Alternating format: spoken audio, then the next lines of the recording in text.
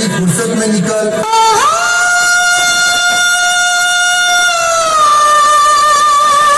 आपलं नाव ऐकलं नाही असं एक बी गाव नाही.